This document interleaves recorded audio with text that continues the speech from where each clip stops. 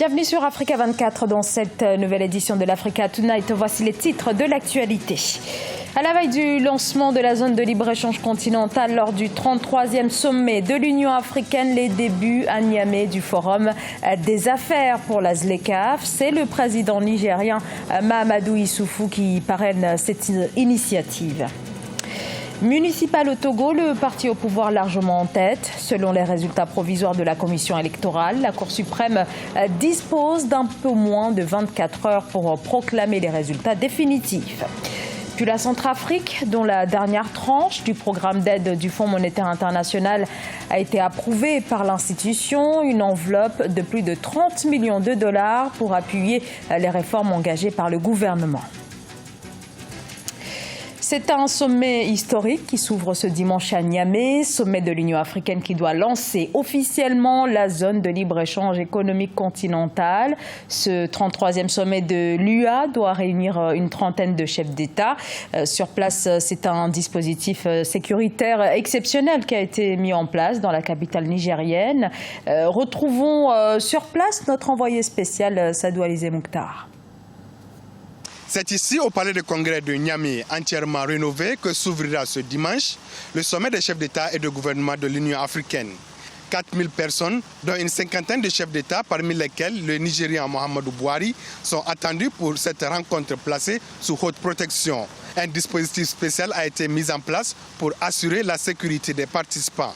Ce sommet sera en grande partie consacré à la mise en œuvre de l'accord portant sur la création de la zone de libre-échange continentale.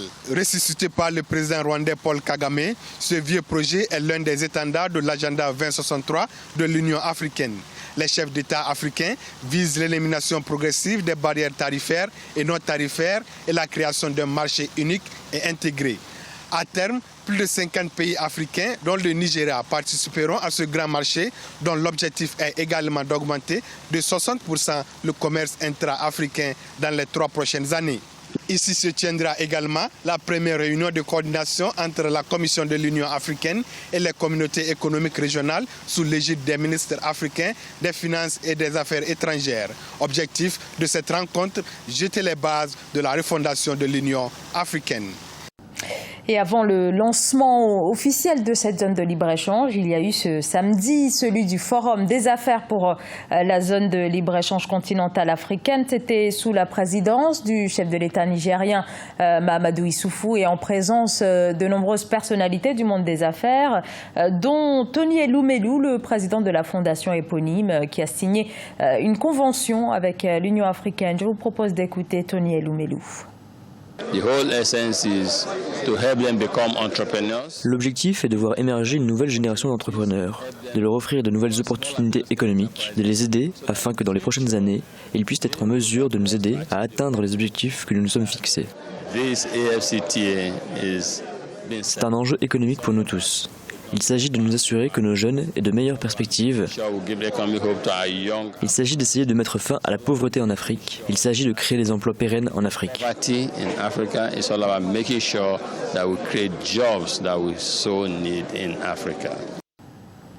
Au Soudan, le Conseil militaire s'engage à appliquer l'accord de transition. En effet, après 2 jours de discussion, les militaires au pouvoir depuis le renversement en avril du président Omar el-Béchir et l'opposition sont parvenus jeudi à un accord sur le partage du pouvoir. Il porte sur une période de transition d'environ 3 ans et doit conduire à des élections nationales.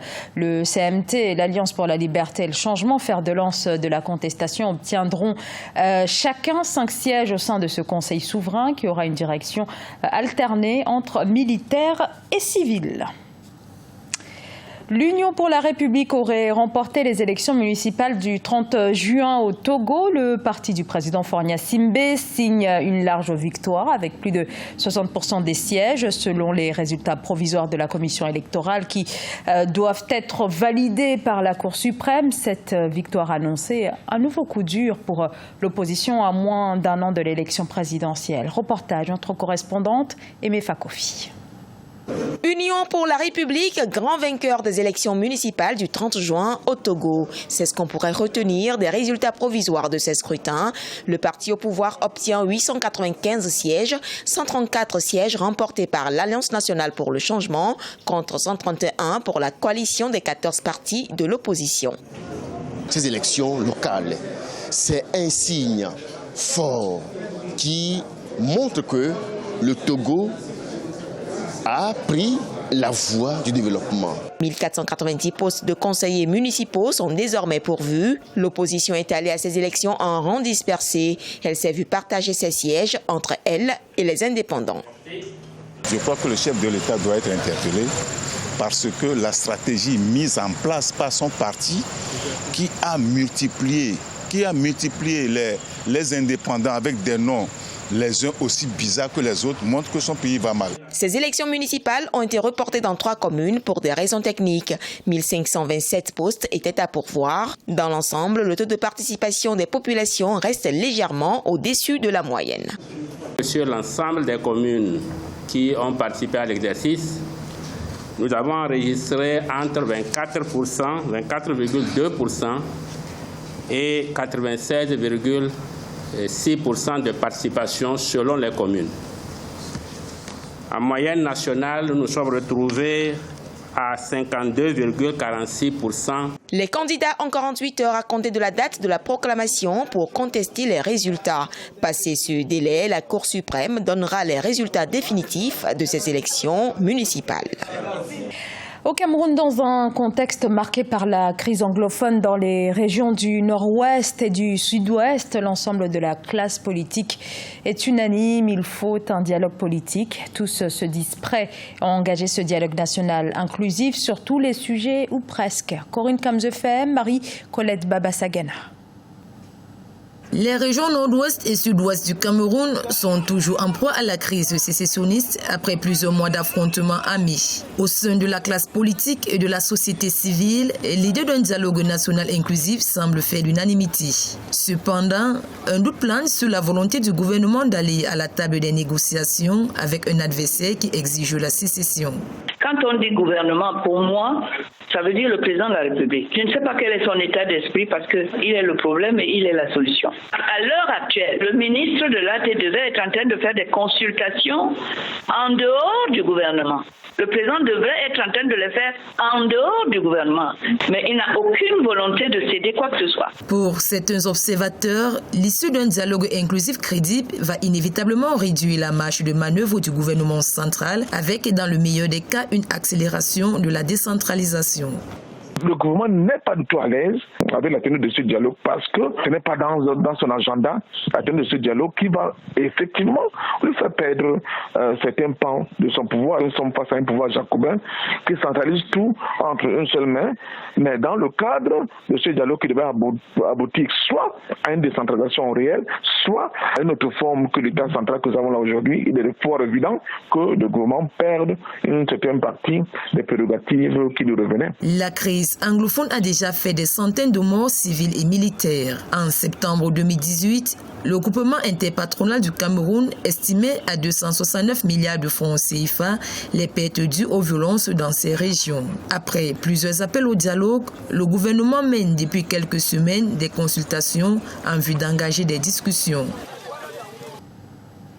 Le Fonds monétaire international valide le décaissement de 31,7 millions de dollars en faveur de la Centrafrique. Un nouveau financement de la part de l'institution. Il s'agit de la dernière tranche d'une facilité élargie de crédit approuvée en 2016 pour financer la reconstruction de ce pays qui peine à sortir de la crise politique et sécuritaire qui continue en effet d'affecter son économie. Ange Bijou-Nomenyo.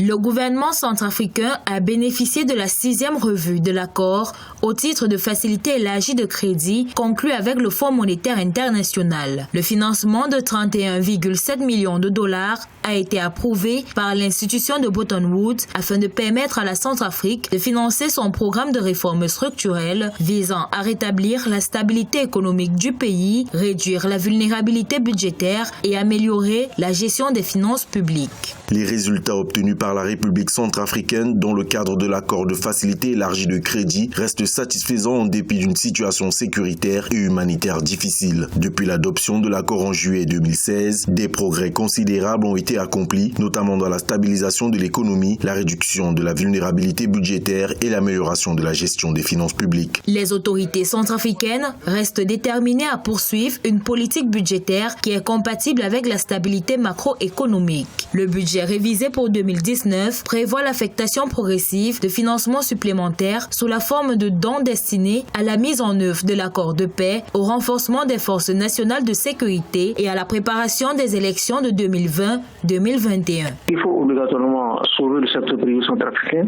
tout en amorçant l'agenda politique qui concerne les DDR, le financement de l'ordre de prévention militaire, mais il faut notamment booster le secteur privé. C'est très important parce qu'aujourd'hui, la majeure partie de la jeunesse centrafricaine est sans emploi. Précisons que cette enveloppe, qui constitue la dernière tranche d'une facilité élargie de crédit accordée au pays en 2016 pour un montant initial de 115,97 millions de dollars, avait été augmentée 2 fois pour atteindre 185,56 millions de dollars.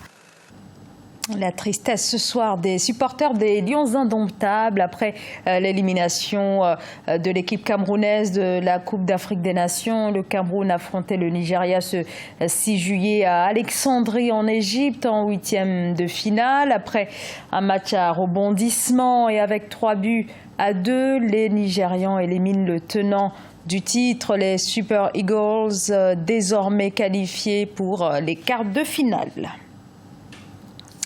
Ce journal a été réalisé par l'ensemble de la rédaction. Merci de votre fidélité. Dans un instant, une nouvelle édition de l'actualité sur Africa 24.